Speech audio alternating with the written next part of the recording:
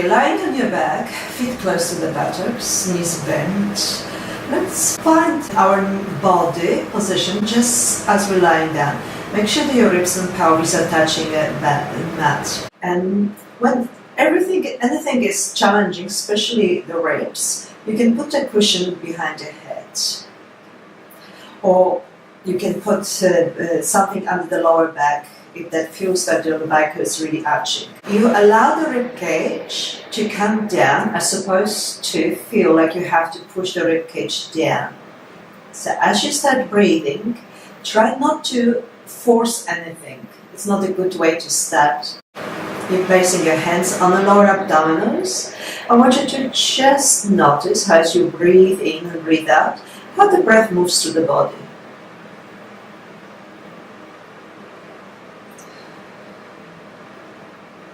So this is very important because we can use breathing and breath to improve our spine mobility. If you think as the rib cage is moving as we breathe, so this is a good way to improve the mobility. If you think if there is a lot of movement of the chest or a lot of movement of the belly, this is how it is. It's not wrong or good. You're just not breathing to the abdominals. If you're feeling that there is no breath in the abdominals, you're probably very tired. So then allow the abdominals to rise and then relax. Just like you visualize the abdominals ballooning through the inhalation. It should be very gentle, it shouldn't be forced. It should be very gentle. And notice is it easy for you to do or is it challenging? And hopefully the more you do it, it becomes easier to control. Sometimes people aesthetically, they don't want to do that. They don't want to extend the abdominals. But it's very important for your organs to move better. There is less stress around the abdominals.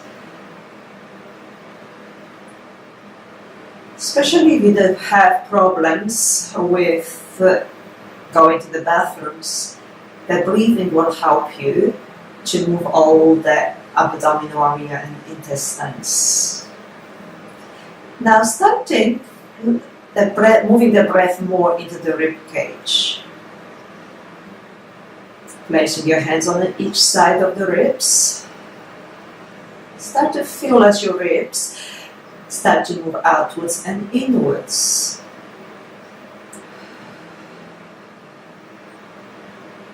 In Pilates, we start to breathe in through the nose and out through the side of the mouth.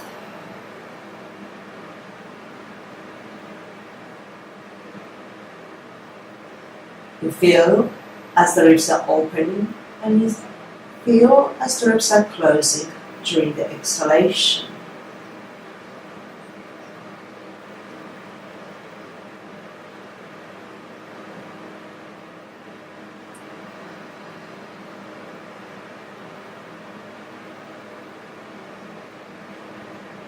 So, once you got the abdominals up and moving, we move into the ribs movement. So if we want more extension into the rib cage, we want to hold the abdominals very gently, tighten up.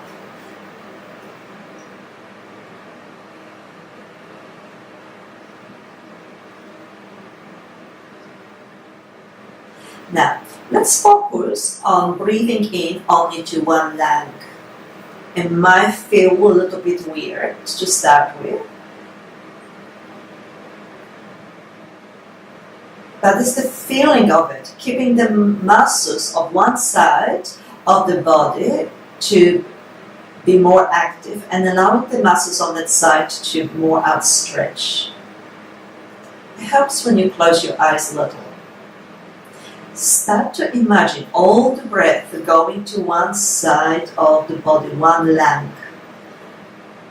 Obviously, you're not breathing only to one side, but it helps to keep that mental picture, and you're directing that breath into the one side of the body, one side of the lungs expanding and contracting throughout the exhalation. Notice how quiet the other side can be. Do that one more time for me.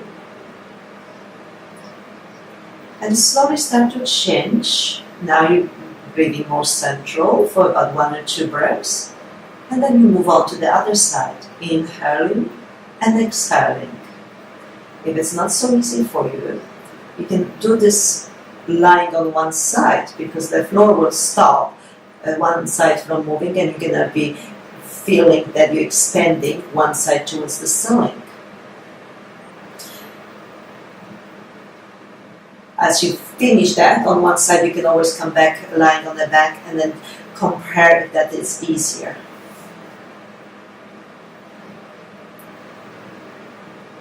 This breathing is very good to do for relaxation, for yourself, put yourself to sleep, distress. The last breath, and you're slowly moving out back to the center. And notice if both sides did feel the same, or one side wasn't easier than the other side. Sometimes it is easier to do the other side just because you practice the first side, or maybe you tied on one side.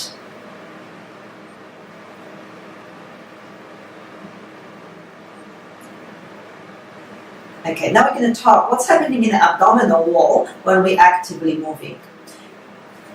So when it's very good to feel that abdominal wall expanding, it helps to connect with the transverse abdominis, but it's not necessary when you're moving. We want the abdominis to be supporting the lumbar spine as we exercise, as we're lifting 2 legs up, or as we're moving. So when we exhale now, try to feel the little drawing and see if you can maintain that tone and breathe into the ribs a little bit more. Now allow the movement into the ribs, not too big, just a little bit. And you feel how the abdominal wall stays and the rest of the ribs can move sideways.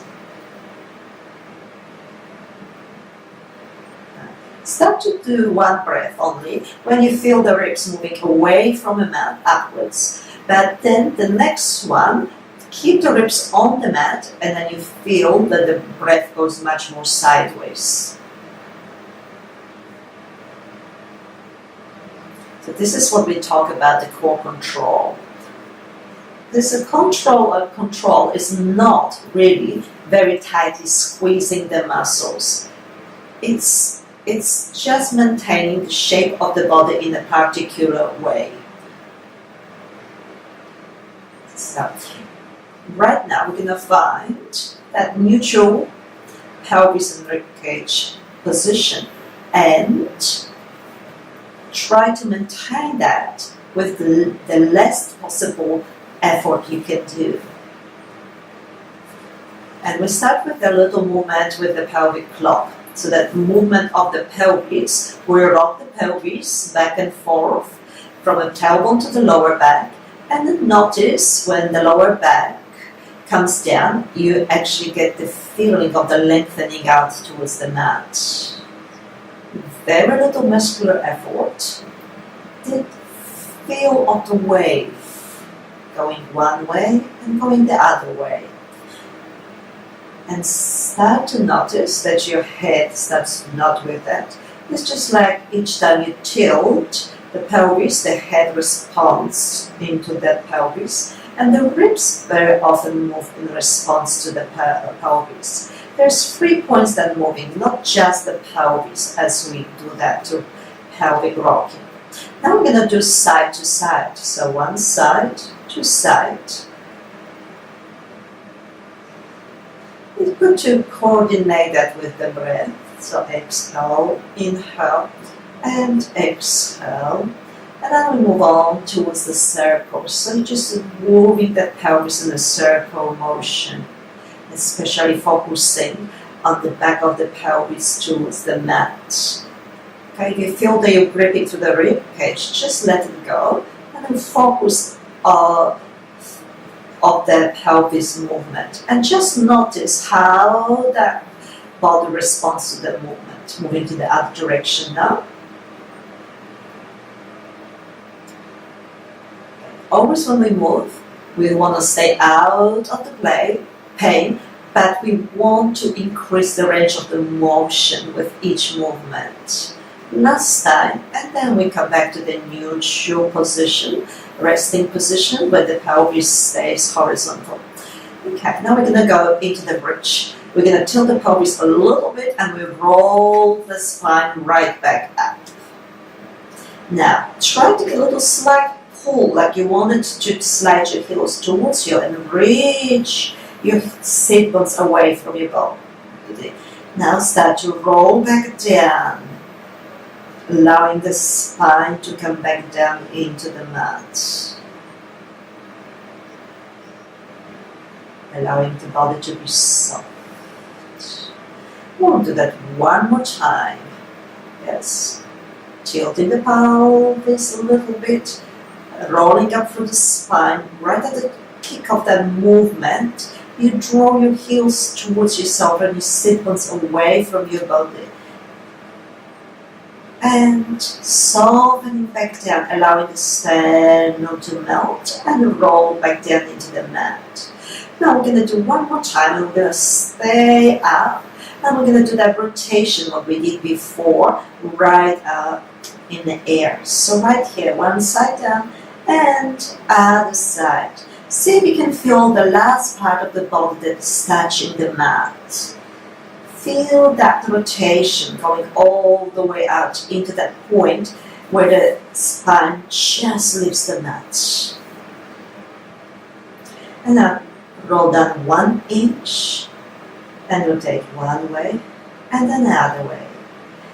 We focus on the movement of the pelvis, but there's still movement happening in all these vertebrae. That one point that is just lifted off the mat, and we're going a little bit lower, and there's one more place, and then all the way down. And notice if that whole spine has been moving equally. We got about 14 vertebrae that we actually can move, because we're not talking over here about the neck or even the few first vertebrae of the thoracic. But if we can get any other part of the spine actually to move, we've got even half of that 14, there's a lot of movement. And as our spine becomes much more pliable, much more elastic and flexible.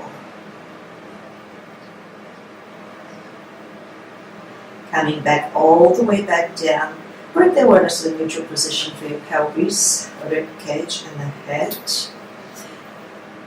Soften through those ribs. If you feel that the ribs are sort of flaring up, always place something under the head that will actually allow the ribs to melt.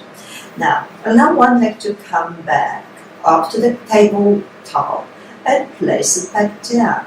Start to feel how the pelvis is being supported by the mat, just as we did before in the pelvic club. So the leg is rolling up in a socket. So just visualize that bone sort of gliding and rolling in the socket. The moment the leg comes back up, it sinks into the pelvis. It's like a heaviness, it's dropping down to the floor.